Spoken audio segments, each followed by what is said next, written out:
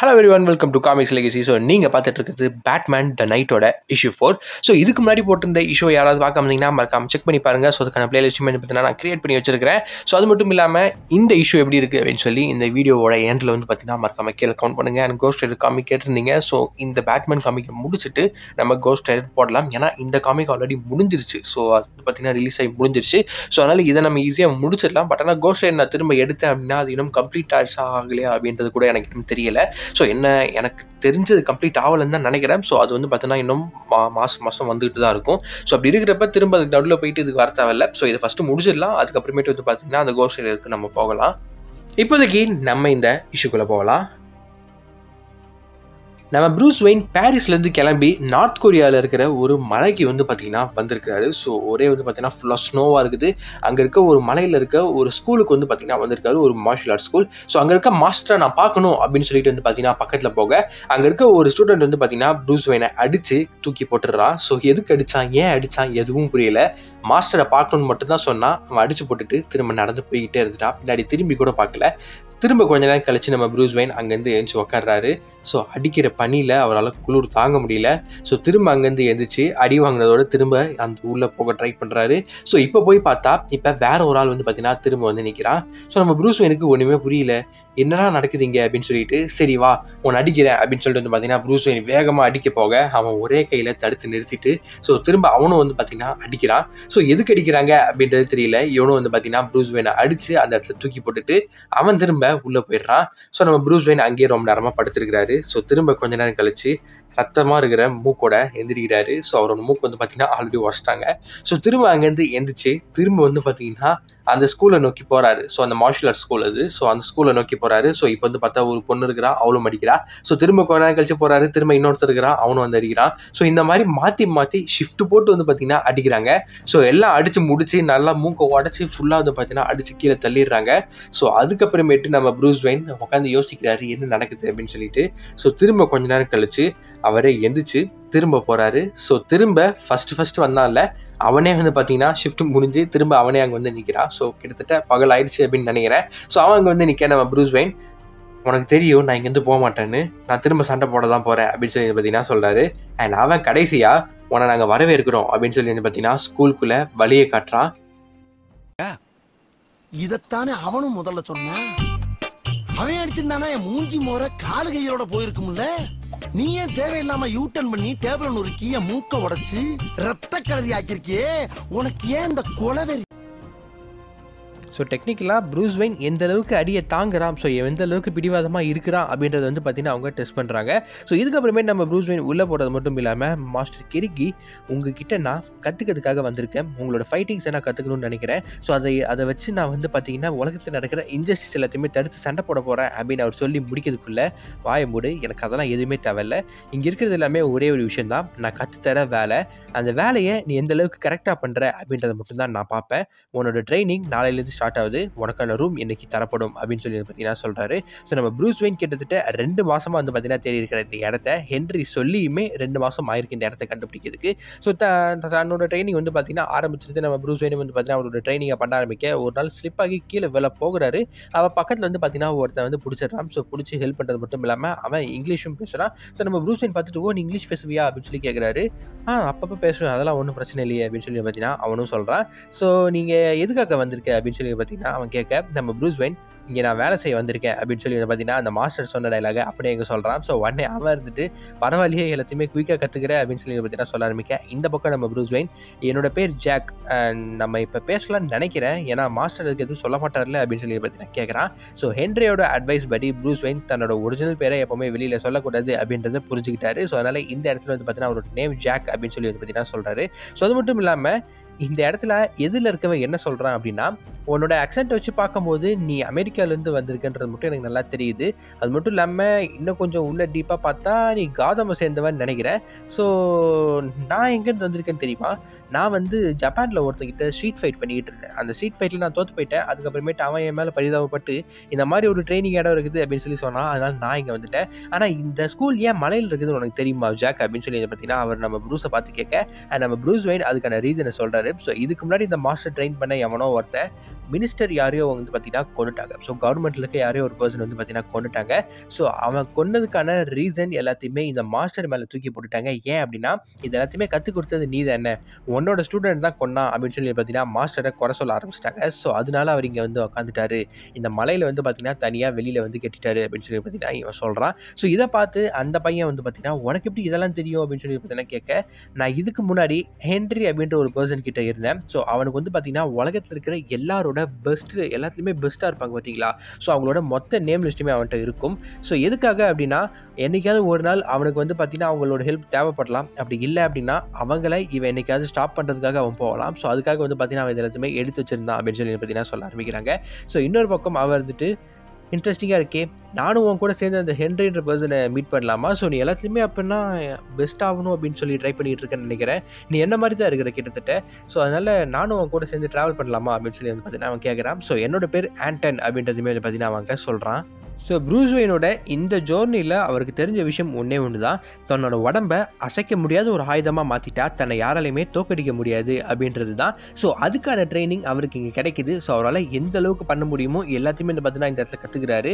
So எவ்வளோ ஒரு இடத்துக்குள்ளே யாராலையுமே கண்டுபிடிக்க முடியாத மாதிரி எந்த அளவுக்கு பர்ஃபெக்டாக போக முடியும் அப்படின்றத கற்றுக்கிறாரு. ஸோ அந்த மாஸ்டர் ஒவ்வொரு தடவை அட்டாக் பண்ணும்போதும் ஒவ்வொரு புது விஷயங்கள் கற்றுக்கிறாரு. ஸோ இவரும் ஆண்டனும் ஒன்றா சேர்ந்து தான் ஒர்க் பண்ணுறாங்க. ஸோ இவங்க ரெண்டு பேரும் வந்து பார்த்தீங்கன்னா ஆல்மோஸ்ட் மாஸ்டரோட ரொம்ப பெஸ்ட் ஸ்டூடெண்ட்ஸ் அப்படின்ற அளவுக்கு வந்து பார்த்தீங்கன்னா மாறிடுறாங்க. ஆனால் நம்ம ப்ரூஸ் இத்தனை நாள் வரைக்கும் அவர் யோசிக்கிட்டு இருந்தது என்ன அப்படின்னா இந்த ஒரு ஜோனியில் அவர் மட்டும்தான் இருக்க போகிறாரு. ஸோ அதனால் லோன்லினஸுக்கு ரெடி ஆயிடணும் அப்படின்றதுக்காக அவரே ட்ரெயின் பண்ணிக்கிட்டாரு. பட் ஆனால் அன்எக்ஸ்பெக்டடாக அவருக்கு இங்கே ஒரு ஃப்ரெண்டு கிடச்சிருக்கான் அப்படின்றது வந்து பார்த்தீங்கன்னா இவருக்கு ரொம்ப ஆச்சரியமாகவும் இருக்குது. அதே சமயம் நிறைய இடங்களில் ஆண்டன் வந்து பார்த்தீங்கன்னா அவருக்கு ரொம்ப ஹெல்ப்ஃபுல்லாகவும் இருக்காரு. ஸோ ஆண்டன் இல்லைனா என்னால் இதை பண்ணியிருக்க முடியாது அப்படின்ற மாதிரி வந்து பார்த்தீங்கன்னா நம்ம ப்ரூஸ் சொல்ல ஆரம்பிக்கிறாரு. ஸோ எல்லாமே ஸ்மூத்தாக போயிட்டு இருக்க திடீர்னு அந்த ஸ்கூலுக்கு வந்து பார்த்தீங்கன்னா புதுசாக ஒரு சில ஸ்டூடெண்ட்ஸ் வர ஆரம்பிக்கிறாங்க. ஸ்டூடெண்ட்ஸ் அப்படின்றத விட ரொம்ப பெருசாக பல்காக 7 வயசானவங்க வந்து பார்த்தீங்கன்னா உள்ளே வரானுங்க. ஸோ எல்லாருக்குமே ஷாக்கிங்காக இருக்குது, யார் இவனுங்க திடீர்னு உள்ளே வராங்க. ஏன்னா நம்ம ப்ரூஸ் வெயின்லாம் உள்ளே வரும்போது அத்தனை பேர் வந்து அடித்து உள்ளே விடாமல் வச்சுருந்தாங்க. ஸோ இவங்க என்னடானா ஸ்ட்ரைட்டாக உள்ளே வராங்க. ஸோ அது மட்டும் இல்லாமல் உங்களுக்கு நாளைக்கு கிளாஸ் ஸ்டார்ட் ஆகும் அப்படின்னு சொல்லி பார்த்தீங்கன்னா மாஸ்டர் சொல்கிறாரு.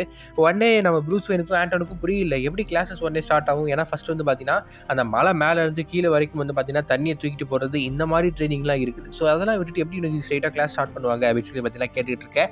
இன்னொரு பக்கம் அந்த மாஸ்டர் வந்து நான் உங்களுக்கு இங்கே என்ன கற்றுக்கிட்டு இருக்கேன், நீங்கள் என்ன பண்ணிக்கிட்டு இருக்கீங்க அப்படின்னு சொல்லி வந்து பார்த்தீங்கன்னா சொல்கிறது மட்டும் இல்லாமல் எல்லாம் போய் வேலையை பாருங்க அப்படின்னு சொல்லி சொல்கிறாரு.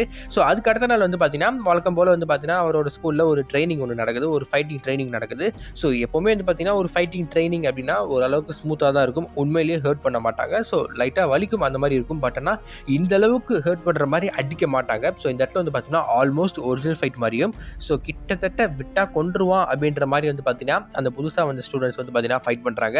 நம்ம ப்ரூஸ் வெயினுக்கு ஒன்றுமே புரியல, ஏன் இப்படி சண்டை போடுறாங்க அப்படின்றது புரியல. ஸோ நம்ம ப்ரூஸ் வெயின் வந்து பார்த்தீங்கன்னா அந்த ஆள் அடித்து தூக்கி தோக்கடிச்சிடறான். ஸோ நம்ம ப்ரூஸ் வெயின் திரும்ப எழுந்துச்சு எனக்கு புரியல மாஸ்டர் அவங்க யார் அப்படின்னு சொல்லி பார்த்தீங்கன்னா கேட்க ஆரம்பிக்க, கேள்வி கேட்கறதுக்கு உனக்கு இந்த இடத்துல எந்த ஒரு இதுவுமே கிடையாது, உன்னோட ட்ரைனிங்கை போய் ஆரம்பி அப்படின்னு சொல்லி பார்த்தீங்கன்னா திரும்ப அவரை அனுப்பி விட்டுறாரு.